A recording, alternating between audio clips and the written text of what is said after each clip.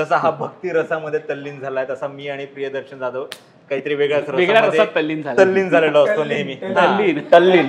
तल्लीन असतो आम्ही. पहिल्यांदाच अख्ख्या फिल्ममध्ये हिंदीमध्ये बोलायचं आहे, हिंदी भाषेत बोलायचं आहे. फायटिंग सिक्वेन्स दाखवलाय अनिकेतचं, तेही सगळ्यांना खूप छान मराठीमध्ये असं खूप कमी वेळा बघायला मिळतं. त्याचा जो प्रवास आहे विठुरायाची मूर्ती परत घेऊन येण्याचा, हा जो आहे डंका हरिनामाचा.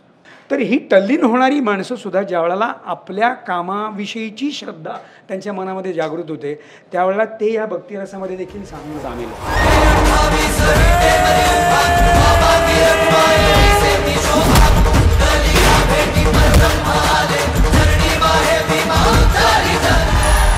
मूर्तीला हात नाही लावायचा आणि हात लावायचाच असेल तर फक्त चरणाला. नमस्कार, मी निलेश. लोकमत फिल्मीमध्ये तुम्हा सगळ्यांचं खूप खूप स्वागत. सध्या पंढरीची वारी सुरू आहे, सगळीकडे हरिनामाचा डंका वाजतोय आणि असाच डंका मराठी मनोरंजन विश्वात सुद्धा वाजतोय.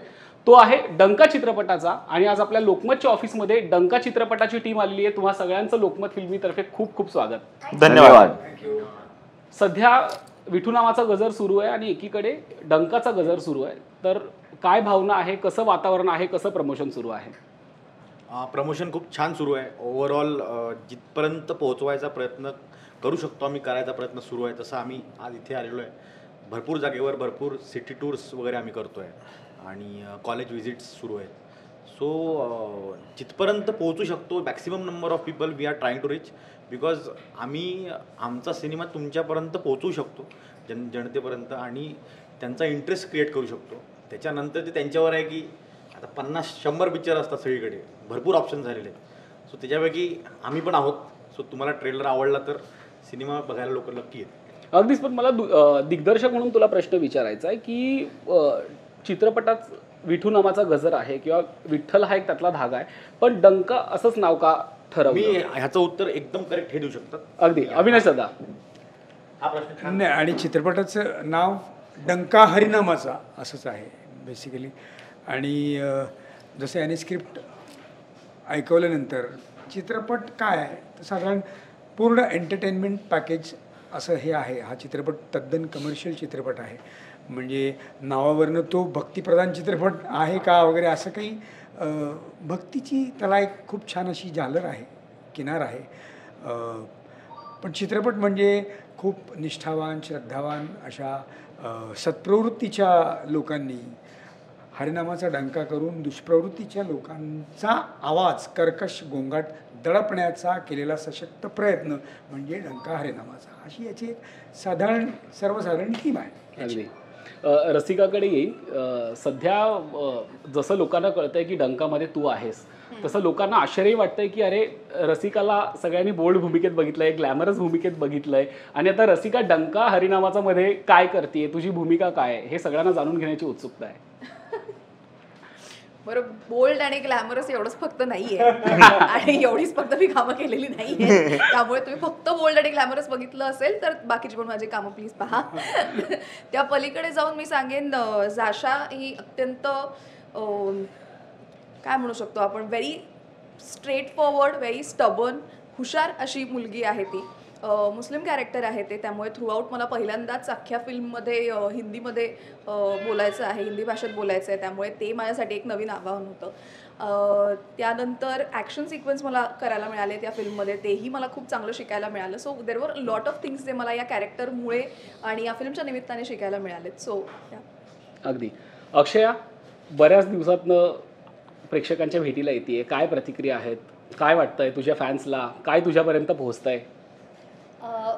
खरं तर खूप छान वाटतंय आणि खूप दिवसांनी मी एक कमर्शियल फिल्म म्हण किंवा एका छान प्रमोशन ॲक्टिव्हिटीजचा एक मी भाग झाले आणि ह्या फिल्मचा मी एक भाग आहे, तेही मला खूप छान वाटतंय.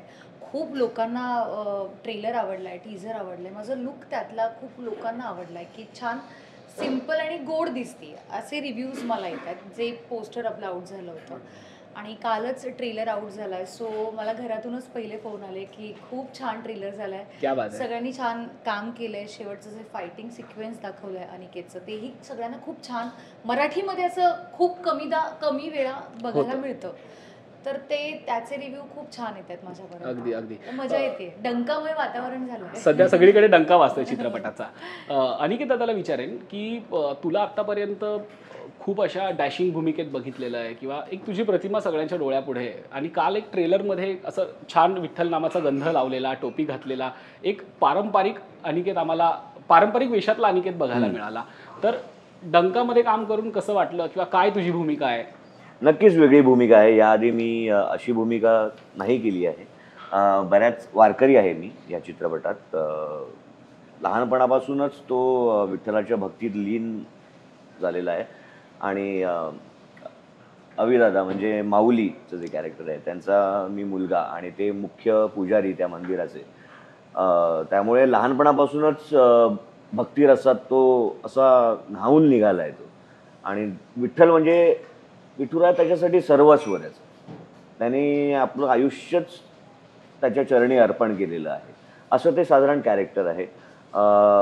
खूप वेगवेगळ्या छटा आहेत त्या व्यक्तिरेखेला आणि त्याचा जो प्रवास आहे विठुरायाची मूर्ती परत घेऊन येण्याचा, हा जो आहे डंका हरिनामाचा. अर्थात आता देव माणूस आमचा किरण, खूप दिवसात आम्ही तुला बघतोय, आम्हालाही तितकाच आनंद आहे, उत्सुकता आहे. तुला कसं वाटतंय डंकाचा भाग होऊन आणि तुझी भूमिका काय आहे? अर्थात ज्या प्रकारे काल डंका वाजलाय, ट्रेलर आऊट झालाय, त्या अर्थाने मला असं वाटतंय की संपूर्ण महाराष्ट्रामध्ये 19 तारखेला हा डंका अजून जोरानं वाजेल. दुसरी गोष्ट, मी या टीमचा भाग गेली कित्येक वर्ष आहे.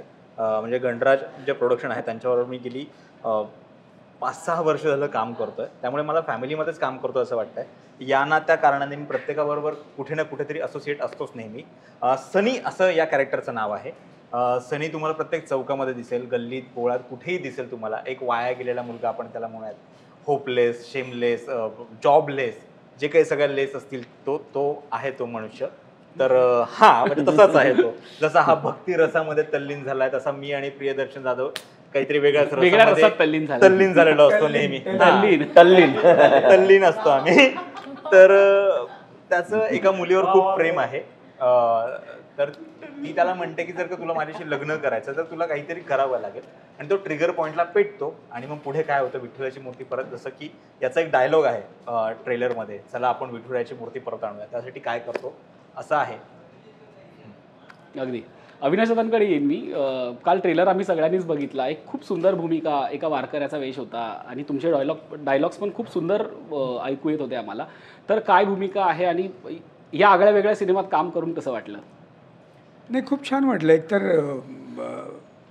सत्प्रवृत्तीचा माणूस आहे, खूप काय म्हणूया पापभिरू, कोणाचंही कधी वाईट न चिंतणारा, दुसऱ्याच्या मदतीसाठी कायम धावून जाणारा आणि विठ्ठलावरती प्रचंड अगाध श्रद्धा असणारा. ह्या चित्रपटातनं मला असं वाटतं की देवभक्ती हाच सेंट्रल पॉईंट नाही आहे. मुळात आपण देव ही संकल्पना आहे. कुठल्या आपण या मूर्त्या ज्या बनवल्या त्या आपापल्या संकल्पनेनुसार त्यांनी बनवल्या. मुळात देवाच्याही भक्ती करणं म्हणजे काय की तुम्ही तुमच्या वर ओढावलेल्या संकटापासून स्वतःला लांब घेऊन जाण्यासाठी किंवा संकटाचा विनाश करण्यासाठी म्हणून मनाला एकचित्त करण्यासाठी काहीतरी एक समोर लागतं. तर त्यासाठी या सगळ्या मूर्त्या आहेत आणि विठ्ठल त्यापैकीच एक आहे. आणि त्यामुळे विठुरायाचा डंका हरिनामाचा आपण जे म्हणतो आहोत, तर आपण हरिनामाचा नेहमी गजर असतो. पण श्रेयस जाधव हा आमचा जो लेखक दिग्दर्शक आहे, त्याला प्रत्येक गोष्ट लार्जर दॅन लाईफ बघायची सवय आहे. त्यामुळे त्याला मुळात पहिली गोष्ट की गजराने त्याचं मन भरलं नसतं. बरोबर. जर आपल्याला मला काय म्हणायचं डंका ह्या शब्दातच काय जादू आहे बघा किंवा काय ताकद आहे बघा. जेव्हा आपण डंका म्हणतो ना त्यावेळेला तो डंका वाजतो आणि तो दुसऱ्याचं काय म्हणूया त्याला हरवण्यासाठी म्हणूनच असतो तो. बरोबर. डंका हा वाजवला जातो आणि समोरच्याला नामोहरम केलं जातं. बरोबर. तर त्या पद्धतीने हरिनामाचा डंका कशासाठी करायचा आहे, तर जे जे काही वाईट अवतीभवती सगळं जे होत असेल तर त्याचा जो कर्कश आवाज आहे, त्याचा जो गोंगाट आहे, तो सगळा गोंगाट त्या डंक्याने संपूर्णतः त्याचा नाश करायचा आहे. अगदी. अशा पद्धतीची एक संकल्पना डोक्यात, म्हणून नाही तर हरिनामाचं गजर हरिनामाचं असंही म्हटलं असतं, पण त्याला डंका म्हणायचं आहे. आणि जसं आपण म्हटलं की ही बघा ना, ही मुलं विठुरायाच्या नामस्मरणात किंवा नावात तल्लीन होणार नाही, ते ही टल्लीन होणारी आहेत, जसं आपण म्हणतो असं. तर ही टल्लीन होणारी माणसंसुद्धा ज्यावेळेला आपल्या कामाविषयीची श्रद्धा त्यांच्या मनामध्ये जागृत होते, त्यावेळेला ते या भक्तिरसामध्ये देखील सामील होतं, की जो जनाने उचललेला वसा आहे. आणि शेवटी यात बाप मुलाचं नातं जे आपण म्हणूया की एक माऊली हे जे कॅरेक्टर आहे ते अतिशय श्रद्धावान आणि निष्ठावान असं कॅरेक्टर आहे. आणि वडील आपल्या मुलांवरती, आईवडिलांनी आपल्या मुलांवरती संस्कार मारून धोपटून करायचे नसतात, तर जे त्यांचे आचार असतात त्या आचारातनं आपोआप मुलांवरती संस्कार व्हायला पाहिजे असतात, आणि ते आपोआप संस्कार त्याच्यापर्यंत पोहोचलेले आहेत. सो मला असं वाटतं की नवीन जनरेशनला ह्या चित्रपटाच्या माध्यमातून आम्ही या भक्तीचं, या श्रद्धेचं, केवळ एक संकल्पना जी आहे त्याच्या भक्तीविषयी नाही, तर आपल्या कामावरची श्रद्धा, आपल्या जगण्यावरची श्रद्धा, आपल्या वागण्यावरची श्रद्धा, या श्रद्धेविषयी आम्ही या चित्रपटाच्या माध्यमातून खूप काही सांगण्याचा प्रयत्न करतो. क्या बात आहे. श्रेयस, आविदादांनी तर खूप सुंदर संकल्पना मांडली. चित्रपट आम्हाला समजला काय सांगायचं आहे ते, पण काल ट्रेलर बघितला, चित्रपटाची ट्रीटमेंट बघितली, तर कुठेतरी चित्रपटातली ॲक्शन आणि तो सगळा बाज जेव्हा बघतो तेव्हा कुठेतरी ती साऊथची झलक आहे का असं वाटून जातं. तर एक दिग्दर्शक म्हणून, लेखक म्हणून चित्रपटाला ट्रीटमेंट देताना काय डोक्यात होतं, किंवा असं होतं की नाही आपल्याला पण असंच काही दाखवायचं आहे, असंच दाखवायचं असं काही नव्हतं. फ्रँकली स्पीकिंग, मला आवडतात साऊथच्या फिल्म्स आणि मी खूप बघतो. मी हॉलिवूडचे बघतो, साऊथचे बघतो, बॉलिवूड, मराठी, सगळ्याच सिनेमे आपण बघत असतो. प्रत्येक व्यक्तीचं एक टेकिंग असतं, म्हणजे हर मेकर आपल्या पद्धतीने ते आपल्या सिनेमाला फुलवायचं कसं ते तो बघतो. तर मला त्या जॉनरमध्ये सगळ्यात गोष्टी जास्त आवडतात की जे लार्जर दॅन लाईफ असल्या पाहिजे, ज्या स्टायलिश असल्या पाहिजे, ज्या आपल्याला एकदम डोळ्याला छान वाटल्या पाहिजेत, ऐकायला छान वाटल्या पाहिजेत. तो एक्सपिरियन्स थिएटरमध्ये कसा वाटेल ह्याचा विचार करूनच मी सिनेमा लिहितो आणि तो एक्झिक्यूट करतो. सो प्रेरणा घेतली असं म्हणता येईल, काही प्रॉब्लेम नाही मला. मी काय असा नाही मी असं नाही, मला मी वेगळंच केलं आहे काहीतरी वगैरे असं काही नाही आहे. जे आहे ते आहे आणि मला आवडतं म्हणून मी तसं ते. क्या बात आहे, क्या बात आहे. अगदीच खूप सुंदर. आणि मला काय म्हणायचं आहे की कायम प्रेक्षक जे मगाशी पण तो म्हणाला होता की पैसे खर्च करून ज्यावेळेला थिएटरमध्ये प्रेक्षक येतात त्यावेळेला त्यांना पूर्ण तृप्त करून आपण जर करू शकत असू तर त्या पूर्ण प्रयत्न केले पाहिजेत. त्यामुळे बघणाऱ्याच्या डोळ्याचं पारणं फिटलं पाहिजे, डायलॉग्स ऐकून कानाचं पारणं फिटलं पाहिजे, त्यातलं संगीत ऐकून कानाचं पारणं फिटलं पाहिजे. आमचे जी काही कलाकार मंडळी असेल त्यांचा अभिनय बघून मन भरून गेलं पाहिजे. सो मला असं वाटतं की ते संपूर्ण काय म्हणूया समाधान देणारा चित्रपट बनवण्याचा त्याचा हा अगदी कसोशीने प्रयत्न त्यांनी केलेला आहे, आणि तो 100% सक्सेसफुल आम्ही तुम्हाला खात्री देतो की तुम्ही तृप्त होऊन जाणार, एंटरटेन होऊन जाणार. अगदी. पण मला सगळ्यांनाच एक प्रश्न आहे की सध्या महाराष्ट्रात महाराष्ट्राचं आराध्य दैवत विठुराय आहे, त्याची वारी सध्या सुरू आहे. तुमच्यापैकी कधी कुणी वारीत सामील झालंय का, किंवा त्या वारीचा अनुभव घेतलाय का, किंवा काहींचे संकल्प असतात की बाबा आयुष्यात एकदा तरी वारी करेन, असा कधी कुणी संकल्प केलाय का की वारी आणि तुमचं नातं? मी जाऊन आलो परवा. मग तुझा अनुभव, एक्सपिरियन्स? माझा अनुभव म्हणजे मला तो एक्सपिरियन्स करायचा होता खरंच, म्हणजे प्रॅक्टिस स्पीकिंग. आणि गेलो तिथे, गर्दी होती फार, आणि सगळे विठुरायाच्या गजरात हे तल्लीन होते, आणि तिथे सर्वत्र असं वेगळंच माहोल होता. म्हणजे कसं की कोणी टेंट लावलेले आहेत, गाड्यांमध्ये, ट्रक्समध्ये भांडी वगैरे, तिथेच ते झोपतायत, आणि असं वाटायचं की हे एवढं सगळं का करतात, आणि एवढं सगळं ते कष्ट, पाऊस किती सुरू आहे तिथे, आणि गर्दी इतकी की पाय ठेवायला जागा नाही, तरीही चालले डोक्यावरती तुळस घेत आहेत. ती तुळस तुम्ही कुठपर्यंत नेता, ते किती कठीण काम आहे हे सगळं. म्हणजे ते असं बघून असं वाटायचं की बापरे किती जिद्द आहे या लोकांमध्ये, आपण काहीच नाही आहोत, आपण काहीतरी करायला पाहिजे आपल्या लाईफमध्ये. तेच त्याच्या पॉईंट ऑफ व्ह्यूने मी हे शिकलो की आपण किती मोठं झालं तरी आपण इथे येऊन एवढंच आहोत. सो ते मला तिथून लक्षात आलं ॲक्च्युली. नाही, मला असं म्हणायचं ना की मी असं नेहमी असं विचार करतो की विठोबा हा काळाच का असू शकतो, का असेल. तर मला असं वाटतं की वेदनेची झळ पोचल्याशिवाय तुम्हाला सुखाचा आनंद घेता येऊ शकत नाही. दुःखाची झळ तुम्हाला जेव्हा पोचते त्यावेळेलाच तुम्हाला सुख काय ही गोष्ट त्या पद्धतीने कळू शकते. नाही तर सुखाला काही मोल नाही आहे. भावभावनांचा हा जो आहे खेळ आहे तो तसाच आहे. मुळात मला असं म्हणायचं आहे की सगळा जो आहे ना तो अंधारच आहे. अंधार हा स्थायी भाव आपल्या जगण्याचा. प्रकाश हा आल्यानंतर आपल्याला तो अंधार दूर झाल्यानंतर आपल्याला प्रकाशाचं महत्त्व कळतं, बरोबर ना. तोपर्यंत ह्या सगळा आपण जर ब्रह्मांड बघितलं तर ते सगळीकडे अंधारच आहे संपूर्ण. आणि त्याचं एक प्रतीक म्हणूनच त्या विठोबाची मूर्ती. का विठोबाची मूर्ती बाकीच्या नॉर्मल याच्यासाठी सारखी नसेल कदाचित. तर मला असं नेहमी वाटतं की हे जे वारकरी जसं आता हा म्हणतो की इतक्या हाल अपेष्टा अमुक तमुक. बरं कुठलेही वारकरी जर आपण बघितलं तर सामान्यातला सामान्य माणूस जो आहे तो वारकरी आणि पांडुरंगाचा भक्त आहे, बरोबर. ज्याच्याकडे पैसा अडका आहे ते तर करूच शकतात, पण दुःख वेदना यातना ह्या सगळ्यांचं विस्मरण होण्यासाठी म्हणून आज ते ही वारी करतात. म्हणजे लोक अनवाणी जातात, पायाला असे असे फोड आलेले असतात, रक्त येत असतं पायाच्या भेगांमधनं, तरीसुद्धा ते तिथपर्यंत जातात. पांडुरंगाचं दर्शन होतं न होतं बेहत्तर कळसाचं दर्शन घेतात आणि परत येतात. पण त्या संपूर्ण दीड महिन्यामध्ये ती जी ऊर्जा त्यांना जी मिळते जगण्याची, सकारात्मक ऊर्जा जी त्यांना मिळते ती ते वर्षभर किती हाल अपेष्ट असेल त्या सगळ्या सहन करण्याची ताकद त्यांना त्या दीड महिन्यामध्ये ते स्वतःमध्ये जमा करतात. सो असं ते आहे सगळं. खरं आहे. किरण, तू कधी गेलास का वारीला? किंवा गावाकडचे लोक बरेच जात असतात वारीला, तुझा काय अनुभव आहे वारीविषयी? मला पूर्ण वारी करायची एकदा. मी एक डॉक्युमेंटरी शूटसाठी गेलो होतो वारीमध्ये. तर एक फ्रेम आहे जी मी कधीच विसरू नाही शकणार. अभिदाने खूप भारी एक्सप्लेन केलं ते. त्यालाच मी थोडंसं पुढे घेऊन जातो. एक आजोबा मला दिसले होते. ती फ्रेम इतकी डोक्यात आहे माझ्या.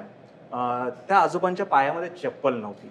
ओके, पायजामा होता, थोडासा मळकट होता, एक झब्बा होता, शर्ट फाटलेला होता, तोही मळकट होता जरासा, केस पूर्णपणे पांढरे सुरकुते आलेले असं चेहऱ्यावरती, दात पुढचे 2-3 गायब आहेत त्या माणसाने, पान खाऊन तोंड लाल झाले आणि तो विठ्ठल विठ्ठल विठ्ठल विठ्ठल करत नाचत होता, तल्लीन झाला होता त्याच्यामध्ये. पण त्याच्या चेहऱ्यावरचं जे स्माईल होतं ते अरे बाप रे इतकं होतं. बघा म्हणजे आपण आता रोजच्या जीवनामध्ये काय पायात चप्पल घातली आहे, गुच्ची आहे, प्राडा आहे, काय पॅरागॉन आहे, इथून सगळं जजिंगला सुरुवात होते. तो माणूस कुठलीच तमा न बाळगता, कोण आपल्याला जज करतंय का नाही याच्यामध्ये न राहता विठ्ठलाच्या भक्तीमध्ये इतका तल्लीन झाला होता. आपलं हे रूप पाहिजे, असं माणसाने जगलं पाहिजे, कोणीच कोणाला जज नाही केलं पाहिजे. आणि हे कुठे होतं तर विठ्ठलाच्या भक्तीमध्ये, तिकडे त्या प्रवासामध्ये. म्हणजे तुकारामांचं बहुतेक एक वाक्य आहे की मीच मजा व्यालो पोटा आपुलिया आलो. इथेच सगळं आहे ते, असं मला वाटतं. म्हणून त्यासाठी मला एकदा पूर्ण वारी करायची आहे, तो सगळा एक्सपिरियन्स घ्यायचा आहे. जिथे पाप पुण्याचा हिशोब आपणच करतो जाऊन, चला आपण काहीतरी देऊयात, पाण्याच्या बाटल्या देऊयात, तिकडे ते गुडधनी म्हणतो आपण त्याला, ते देऊयात का तर आपल्याला तेवढंच पुण्य लागेल, मग पाप करतच कशाला. तर असं काहीतरी माझं म्हणणं आहे. म्हणून मला एकदा ते पूर्ण एक्सपिरियन्स घ्यायचा आहे. हे सगळं पायी तिथपर्यंत जाऊन हार्डली 5 ते 6 सेकंदाचं दर्शन होत असावं. चला चला गर्दीमध्ये, हे फक्त 5 ते 6 सेकंदासाठी.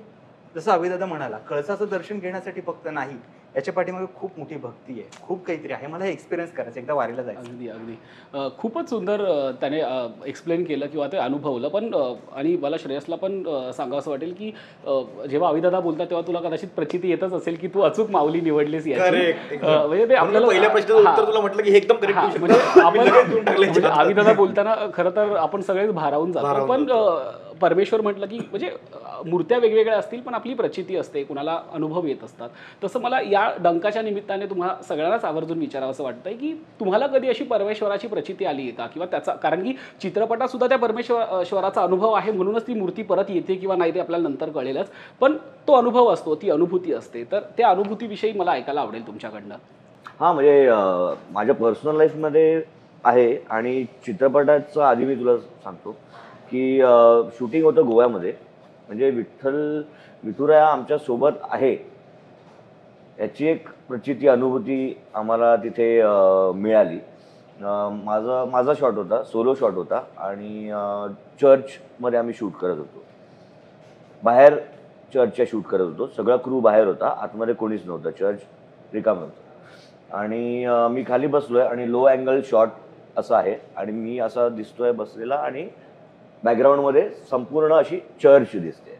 तर चालू होता शॉट आणि ॲक्शन मारल्यानंतर एका पॉईंटला 2nd फ्लोअरवरनं चर्चच्या जिकडे जाणं शक्यच नाही आहे, खिडकी होती मोठी, त्याच्यामधून असा एक पांढरा असा प्रकाश आला आणि 3-4 सेकंदांनी तो असा परत गेला.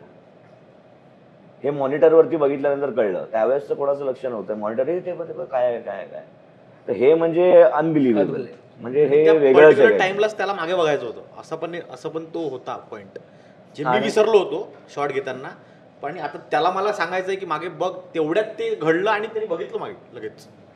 सो ते मॅच झालं सगळं आणि ते शॉट ठेवलाय मी. तो फिल्म मध्ये शॉट आहे. क्या बात आहे. तो शॉट फिल्म मध्ये ठेवलाय आणि दिसेल, सगळ्यांना दिसेल. म्हणजे ते बघायला 19 जुलैला डंका अरेना. आम्ही तुझ्याकडनं मला ऐकायला आवडेल. हां, आणि मला असं वाटतं ना की ज्या वेळेला प्रत्येकाला आपल्याला परमेश्वराची प्रचिती ही प्रत्येकाच्या आयुष्यामध्ये अनेक वेळेला येतच असते. परमेश्वराची म्हणण्यापेक्षा मी मगाशी म्हणालो शक्तीची, त्या शक्तीची, त्या अगाध शक्तीची. म्हणजे ज्यावेळेला आपल्याला असे अनेक प्रसंग आपल्या आयुष्यामध्ये येतात दरवेळेला, कारण चढ उतार हे कायम प्रत्येकाचा जीवनाचा भाग आहे, जगण्याचा भाग आहे. त्यामुळे ज्या वेळेला आपल्याला असं वाटतं की नाही यार अभी कुछ नहीं हो सकता, सगळंच संपलंय आता, पण असं काहीतरी होतं की ज्याला पकडून आपण पुन्हा उभे राहतो.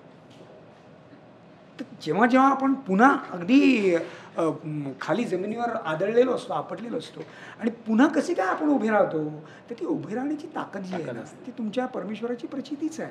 ती प्रचिती आल्याशिवाय तुम्ही उभे राहू शकत नाही. त्यावेळेला तुम्ही एकचित्त होऊन, एकाग्र होऊन काहीतरी कुठल्या तरी शक्तीची आराधना करता, एकचित्त होता आणि त्याची आराधना करता, त्याचा धावा करता आणि तुमच्यामध्ये ती शक्ती येते आणि तुम्ही त्या संकटापासून त्याचं निवारण करून पुढे गेलेले असतात. सो मला असं वाटतं प्रचितीचा तोच प्रत्येकाच्या आयुष्यामध्ये तो क्षण येतो. प्रत्येकाने त्याला वेगवेगळं नाव दिलेलं असेल मे बी कदाचित, पण प्रचिती तीच असते. अगदी. श्रेयस, मला हां नाही म्हणजे आणि ह्या चित्रपटाच्या माध्यमातून हेच वेगवेगळ्या प्रसंगातून मांडण्याचा प्रयत्न केलेला आहे. तो प्रेक्षकांपर्यंत पोहोचेल मनोरंजन करत करत तो करण्याचा प्रयत्न केलेला आहे. तो प्रेक्षकांना तो मेसेज जो द्यायचा आहे त्या सीनमधला तो व्यवस्थित पोहोचेल. म्हणजे मोटिवेशन, म्हणजे मी सुद्धा खचलेला असतो, जना जेव्हा खचतो तेव्हा त्याला कसं बळ मिळतं, हे व्यसनाधीन झालेले असतात, काही काम करत नसतात वगैरे, ह्यांचं मन कसं वळतं आणि ते सुद्धा कसे काय करायला लागतात आणि मग पुण्याचा पापावर कसा विजय होतो, या सगळ्या गोष्टी एक कथेच्या माध्यमातून त्या विठुरायाच्या भोवती विणल्या गेल्या. मला खरं तर या निमित्ताने श्रेयस तुझ्याकडे यायचं आणि तुझं पण थोडं कौतुक करायचं, कारण की विठुरायाला केंद्रस्थानी धरून एक वेगळी कथा लिहिणं आणि ते त्यातनं एक सुंदर चित्रपट तयार करणं हे खूप टास्किंग असतं. कारण की ते टास्किंग का असतं, कारण की सध्या भावना दुखावण्याचं जे काही पेव आलं आहे की जरा काही झालं की लगेच लोकांच्या भावना दुखवतात. त्यात जेव्हा धार्मिक विषय असतो तेव्हा तर म्हणजे आपल्याकडे खूप वेगळ्या पद्धतीने ते बघितलं जातं. तू तरुण दिग्दर्शक आहे, त्यात एक धार्मिक भावना किंवा विठुरायाला केंद्रस्थानी घेऊन चित्रपट बनवलास, तर तो बनवताना तुझी भूमिका काय होती? तुला त्यात रिस्क वाटली का किंवा तू काय काळजी घेतलीस हे सगळं टाळण्यासाठी? फ्रँकली स्पीकिंग रिस्क हा विषय माझ्यासाठी नसतो. म्हणजे कारण की त्याच्यामागे स्कूलिंगच जे मराठीचे जे मेकर्स आहेत त्यांची स्कूलिंग इतकी स्ट्रॉंग असते स्क्रिप्टिंग वाईज की ती एकदम म्हणजे डिटेलिंगमध्ये काम होत असतं सगळीकडे. आणि सेन्सिटिव्ह विषय, यस ऑफकोर्स सेन्सिटिव्ह विषय आहे, पण ह्याच्या आधी आम्ही बघतोस काय मुजराकर आम्ही प्रोड्यूस केलेला आहे. सो तो पण सेन्सिटिव्ह विषय होता, पण तो किती छान पद्धतीने हाताळला गेला होता. त्याच्या प्रोसेसमध्ये मी हेमंतला बघत होतो, बाकीचे लोकांना बघत होतो. सो ते इतक्या काळजीपूर्वक त्या गोष्टीला हाताळायचे. सो ते मला लक्षात यायचं आणि त्या गोष्टीवरनं मी ही गोष्ट शिकलो. एक गोष्ट कोणाकडनं काही ना काही शिकायला मिळतं. तशा पॉईंट ऑफ व्ह्यूनी मी शिवाजी महाराजांवर मी रॅप केलाय, म्हणजे ह्याच्यापेक्षा मोठा रिस्क कोणीच घेतला नसेल आजपर्यंत. जेव्हा कधी कोणी रॅप नव्हतं करायचं आणि ते लोकांना फार आवडलं होतं त्या काळात. So it is kind of की आजचा जो जनरेशन आहे किंवा आजची जी ऑडियन्स आहे ना त्यांना नवीन पद्धतीच्या गोष्टी बघायला आवडत आहे. तर ते आपण द्यायला पाहिजे. म्हणजे आपल्याकडनं जाणारच नाही तर ते बोलतीलच कधी. आणि दुसरा मुद्दा राहिला म्हणजे की त्या गोष्टीची सेन्सिटिव्हिटी जी आहे तर त्या सेन्सिटिव्हिटीसाठी मला हे सांगायचं आहे की जोपर्यंत तुम्ही मनापासून करता ना, जे खरंच तुम्हाला वाटतं की मनापासून करतोय मी, ते लोकांपर्यंत पोहोचतं, त्यांना ते कळणार. मग ते त्यांना त्याच्यामध्ये हे काबर केलं आणि ते काबर केलं हे नाही कळणार. ते मजा आली. सो त्या झोनमध्ये जाऊनच मी हा cinema start to end complete केलेला आहे आणि त्याच्यामध्ये सेन्सिटिव्हिटीचे जे काही इश्यूज अगर असतील तर ते मला वाटत नाही येणार, कारण की खूपच छान पद्धतीने तो हाताळण्याचा प्रयत्न मी केलेला. क्या बात आहे. रसिका, मला तुझ्यासाठी खरं तर थोडा वेगळा प्रश्न विचारायचा आहे की आपल्याकडे केवळ मराठीमध्ये नाहीच, एकूणच इंडस्ट्रीमध्ये आपल्याकडे मतं चटकन बनवली जातात एखाद्या कलाकाराविषयी. म्हणजे जसं की आता तुझी शनाया गाजली, ते कॅरेक्टर अजूनही लोकांच्या डोक्यात आहे किंवा चटकन मग तसंच तुला जज करत राहणं किंवा शनाया किंवा रसिका म्हणजे अशाच पद्धतीच्या भूमिका करणं हे आपल्याकडे खूप होतं किंवा पण तो कलाकार कदाचित त्यापेक्षा खूप वेगळ्या प्रतिभेचा असू शकतो, खूप वेगळ्या भूमिका करू शकतो. पण मग केवळ प्रेक्षकांचंच नाही, आपल्याला भूमिकांची ऑफर जी होते त्या पण मग तशाच पद्धतीच्या भूमिका येतात. याचा तुला काही अनुभव आहे का आणि याच्याविषयी तुझं मत काय आहे? नाही, बरोबरच आहे. जज करणं, एका साच्यात बघणं हे फार इझिली आपण करतो. आता नो ऑफेन्स, बट आता प्रश्न विचारताना तुझं पण लगेच आलं ना इंट्रोडक्शन देताना की बोल्ड आणि ग्लॅमरस भूमिका केल्या असतील, आणि ह्याच्याच बघतोस काय मुजराकर मधली भूमिका बोल्ड आणि ग्लॅमरस नव्हती. तर त्यामुळे एक परसेप्शन जर का आपल्याला दिसतंय किंवा आपल्याला जाणवतंय की ते घडतंय आपल्या आजूबाजूला, तर पहिले तरी आपली जबाबदारी आहे की आपण पुढच्यालाही त्या प्रतिमेत नाही बांधावं.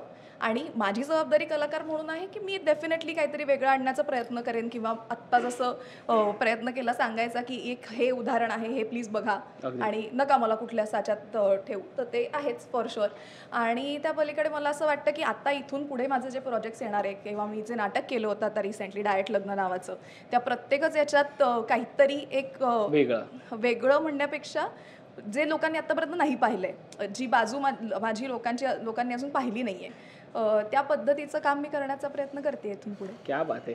अक्षय, तुलाही मला विचारायचं आहे की तुझी सोशल मीडियावरती खूप फॅन्स आहेत, तुझे प्रोजेक्ट सगळ्यांना खूप आवडतात, पण अभिनेत्री म्हणून मराठी इंडस्ट्रीत येताना किंवा प्रोजेक्ट मिळवताना खूप टास्किंग झालं आहे का, किंवा त्याविषयी मला म्हणजे बऱ्याच दिवसातनं तू येते म्हणून तो प्रश्न आहे की ते खूप टास्किंग झालं आहे का इंडस्ट्रीत आज अभिनेत्री म्हणून स्वतःला प्रूव्ह करणं किंवा प्रोजेक्ट मिळवणं? फॉर्च्युनेटली देवाची कृपा अगेन, मला माझ्या बाबतीत चित्रपट मिळवण्यासाठी मला नाही इतकी धडपड करावी लागली, कारण 2019ला मी कलर्स मराठीचा एक शो जो संपला आमचा, त्याच्यापुढे मी ठरवलं होतं की आपण थोडा वेळ घेऊ, आपल्याला चित्रपटात काम करायला कोणी संधी देत आहे का बघू, कारण मला स्वतःलाही मोठ्या स्क्रीनवरती बघायचं होतं. ते माझं स्वप्न होतं आणि ते पूर्ण होतंच आहे. तर मला पहिली एक फिल्म ऑफर झाली होती, मी त्या डिरेक्टरचं नाव नाही आता घेणार, पण त्याचे 2 दिवस आधी सांगितलं गेलं की शूटच्या 2 दिवस आधी की ती फिल्म ऑन फ्लोअर जात नाही आहे, आणि ती पहिली फिल्म झाली असती माझी ॲज अ हिरोईन डेब्यू. पण माझ्या वाट्याला ती फिल्म गेल्यानंतर चांगले चित्रपट आले. पहिलीच एक मराठी फिल्म आली, त्याचं नाव आहे रेवणा वाहिली, म्हणजे माझी पहिलीच दादा फिल्म होती ती. त्याच्यात मी मेन हिरोईन आपण म्हणतो, अख्खी फिल्म त्या मुलीने पेलवली. तर त्या फिल्मसाठी मला स्टेट अवॉर्डसाठी नॉमिनेशन होतं. त्याच्यानंतर मी बिटर स्वीट नावाची एक फिल्म केली, त्याचे दिग्दर्शक होते अनंत महादेवन. आणि त्याच्यानंतर मी फुले नावाची एक हिंदी फिल्म बायोपिक करते. सो बॅक टू बॅक माझ्या वाट्याला चांगले दिग्दर्शक, चांगले कलाकार आणि नामवंत कलाकार माझ्या वाट्याला लाभलेत. आणि आता पुढे अजून एक फिल्म येते रानटी. सो रानटीमध्ये जितकी मी याच्यात सोज्वळ आहे तितकीच रानटीमध्ये मी रानटी दिसणार आहे, अगदी वेगळ्याच दिसणार आहे. आणि मला एकाच साच्यातली भूमिका मला कधीच नाही मिळाली. मला प्रत्येक वेळेस वेगवेगळ्या कॅरेक्टर मला ऑफर करत गेलेत लोक, म्हणून मी यालाही म्हटलं की मला करायचं आहे तुझ्या, भले ते किती पण छोटं असो मोठं असो, मला तुझ्याबरोबर काम करायचं, that's it. So I hope पुढेही मला असेच वेगवेगळी पात्र कॅरेक्टर्स प्ले करायला मिळतील. अगदी अगदी. किरण, मला तुझ्याकडे यायला आवडेल की अजूनही जसं मी तिला म्हटलं की अजूनही लोकांसाठी ती शनाया आहे किंवा लोक तिला त्या नावाने ओळखतात, तसं तुझी देवमाणूस ही ओळख आहे, त्या नावाने तुला लोक ओळखतात. तर देवमाणूस जेव्हा करत होतास त्यातलं तर पात्र सगळ्यांना माहितीच आहे, काय प्रतिक्रिया होत्या लोकांकडनं आणि तू ते कसं एन्जॉय करत होता? एन्जॉय कसं करणार, कोण आपल्याला शिव्या घालते खलनायक म्हणून ते खूप टास्क असतो ऍक्च्युअली.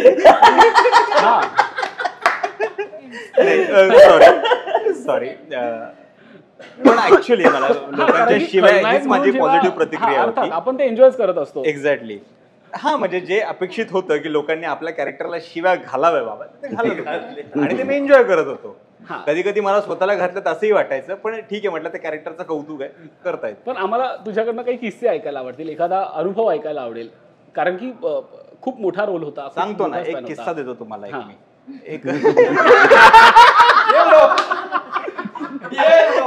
एक किस्सा देतो तुम्हाला.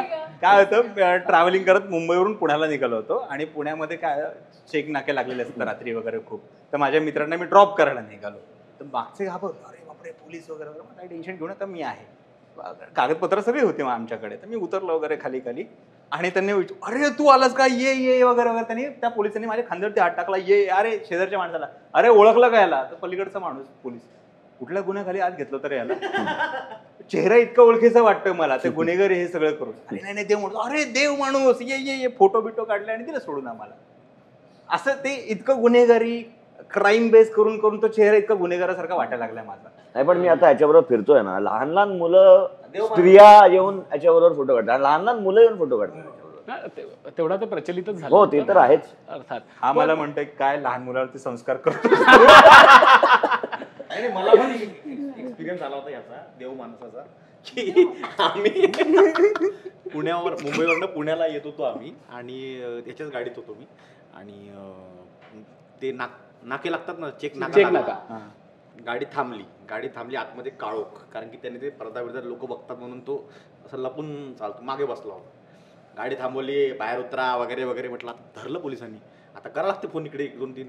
हा कसा करतो माहिती आहे का, रिॲक्शन याचं, उतरला खाली, देख हॅलो सर नमस्कार, माझं नाव, अरे किरण गायकवाड, साईडला घेतलं त्याला, गाडी साईडला लावा, तो ठाण्यात जाऊन बसला. काय खाणार, कचोरी खाणार, समोसा, रात्री 2:30 वगैरे वाजता चहा वगैरे विचारताय, कचोरी सगळं चाललंय. अरे म्हटलं घरी जायचंय, अरे थांब रे, नाही तर 8 टाकतील. झालं, सुटलो. तो छान एक्सपिरियन्स होता ऍक्च्युली. पण काल मी ट्रेलरलाही बघितलं, तुम्ही सगळे असे अतरंगी कलाकार एका सिनेमात आहात, फुल फन चालू असतं, धमाल चालू असतं. दर्शन दादा आज नाही, आपण त्याला मिस करतो. तर शूटिंग कुठे झालं, कसं झालं, आणि त्या दरम्यानचे काही खास किस्से आम्हाला ऐकायला आवडतील. शूटिंग ऍक्च्युली पुणे, वाई, काही गोर, सासवड, आणि शेवटी घेतो अँड गोवा. सो ते आणि गोव्याला झालेला आहे, आणि काही म्हणजे एक्सप्रेसवे मस्ती धमाल जी आहे ती सगळी गोव्याला झाली. ती तुम्ही नव्हती तिथे. तुम्ही तेवढा बोलू नका त्याच्यात. तुम्ही त्यांना घेऊन नाही गेला, तू न्यायला पाहिजे होतं. दोघं जण. हा, त्यांनाही घेऊन जायला पाहिजे होतं तू. कॅरेक्टर ऍक्च्युली आम्ही सांगताना नेहमी असं सांगतो, भक्ती, शक्ती आणि युक्ती. एक इथे सक्ती पण होती, पण ती शक्ती या लोकांनी कोणी केली. सो एक्सपिरियन्स मला वाटतं तुम्ही शेअर करा काही, म्हणजे मी लोकेशन सांगितलं. काय हा, तुझ्यापासूनच सुरुवात कर रसिका. तुझ्यापासून ते तू काल ऍक्च्युली कसं आहे ना, की गंमत करतो आम्ही, पण ते आमच्यातले विनोद असतात, त्यामुळे ते पण आम्हाला कळलं की रसिका सगळ्यात जास्त मस्तीखोर होती क्रू मध्ये. आहेच नाही, ही मस्ती सगळे आहेच, पण ही आमच्या ग्रुप मधलीच आहे. अर्थात मग तिचे काहीतरी किस्से असतीलच की. हा, ते हसण्यावरून कळतंय सगळं. चाचा, अरे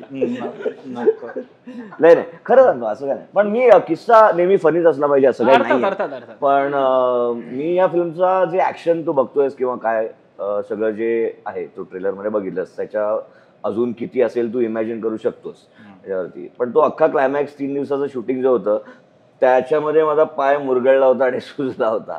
तर तसं ते शूटिंग मी केलंय. क्या बात आहे. म्हणजे 80 किलोचा माणूस मी तसा घेऊन चाललोय, जे मी ते माझा पाय मुरगळला होता तेव्हा. खरंच म्हणजे सगळ्यांसाठी एक आव्हान होतं. पण मला श्रेयस तुला एक विचारायचं, आम्ही काही ट्रेलर लॉन्च झाल्यानंतर जसं की आम्ही काही कमेंट्स वाचत होतो काल, म्हणजे जसं की तिलाही ते शनायाचं वगैरे म्हणालो, ते आम्ही काल कमेंट वाचत होतो. त्यातलीच एक कमेंट होती की ट्रेलरमध्येच आम्हाला बऱ्यापैकी पिक्चर समजलाय.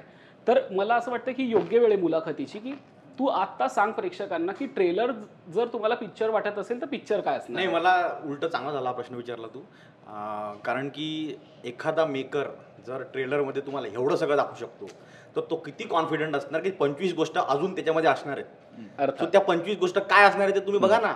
जर मी एवढ्या कॉन्फिडेंटली एवढा ट्रेलर दाखवू शकतो की हा सिनेमा आहे, in the end it is learning only from kind of Raju Hirani, you can say, की जे मोठे मोठे मेकर्स आहेत ते आपली स्टोरी सांगून देतात.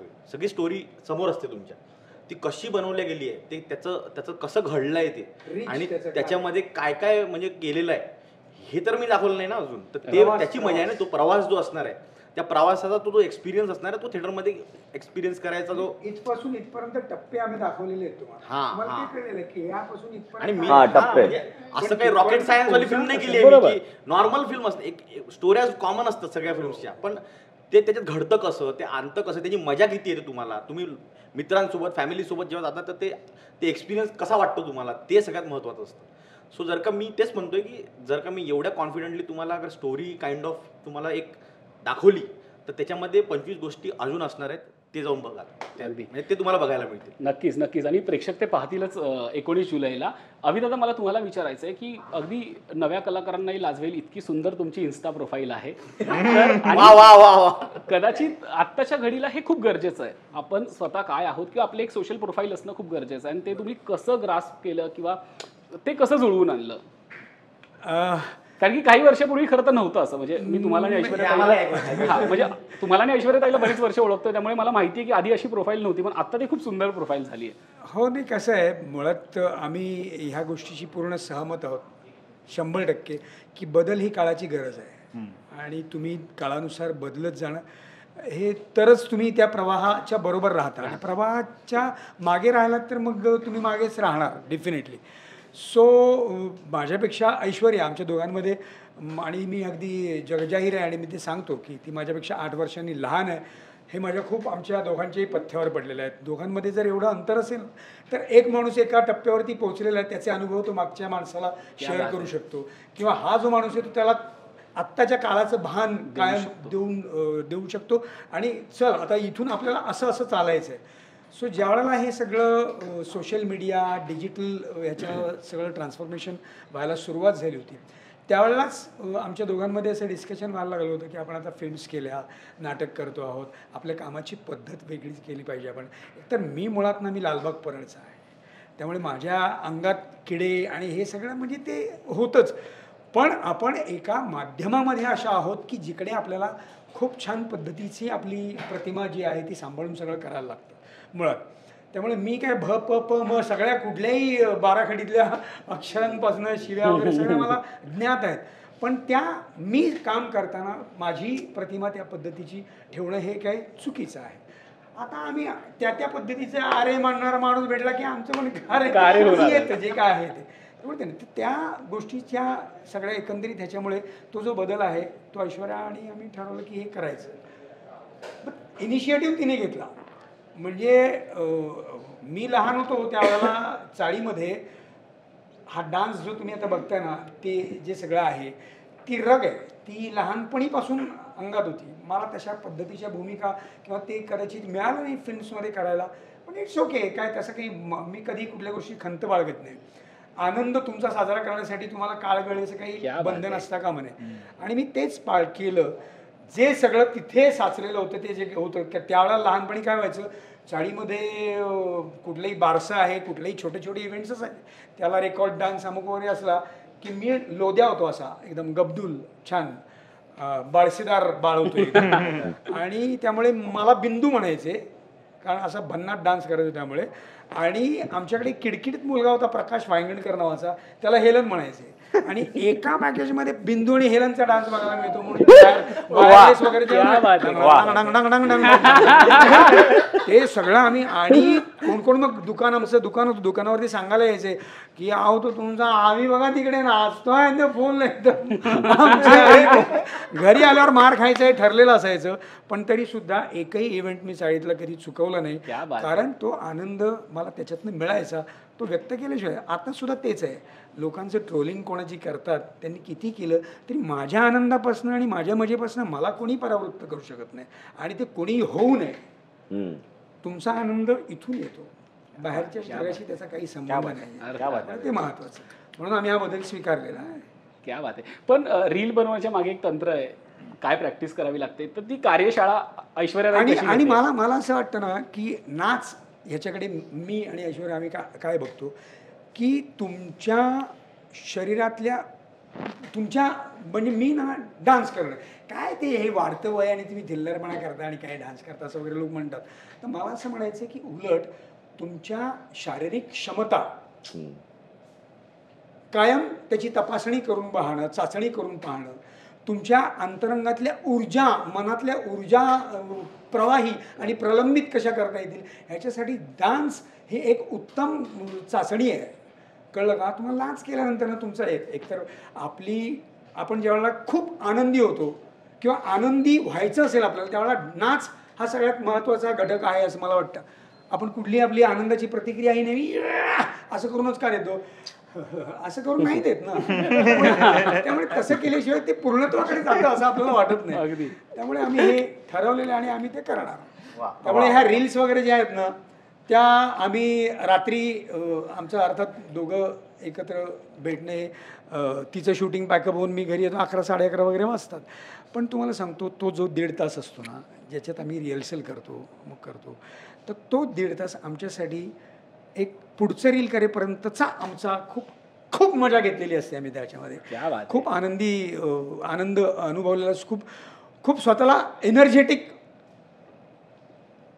त्याचा असण्याची अनुभव आम्ही त्या ह्याच्यात घेतलेला असतो. त्यामुळे रात्रीचा आमचा जो वेळ असतो आल्यानंतरचा तो 1.5 तास आम्ही खूप एन्जॉय करतो. क्या बात आहे. तुम्ही बोलताय पण रसिका तुझं एक्सप्रेशन खूप छान सांगतायत सगळं. अशा कलाकारांसोबत काम करून कसं वाटतंय? मेनली अभिनय झाला.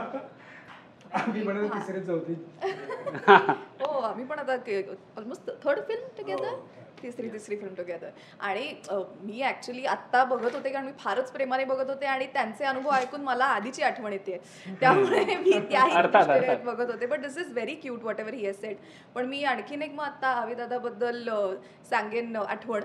माझा पहिला चित्रपट होता बस स्टॉप, जो गणराजचाच होता.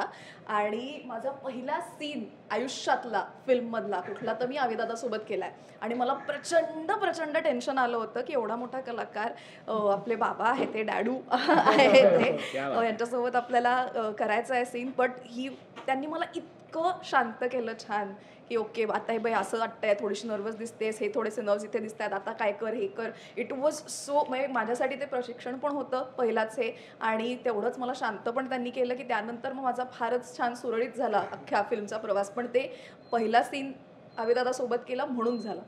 सीन पण खूप छान, खूप गोड सीन होता. अगदी. श्रेयस, तुला एक प्रश्न आहे. आम्ही काही कमेंट्स वाचतोय, त्याच्यामध्ये सगळ्यात जास्त कमेंट्स ना जगनदाजींसाठी आलेल्या आहेत.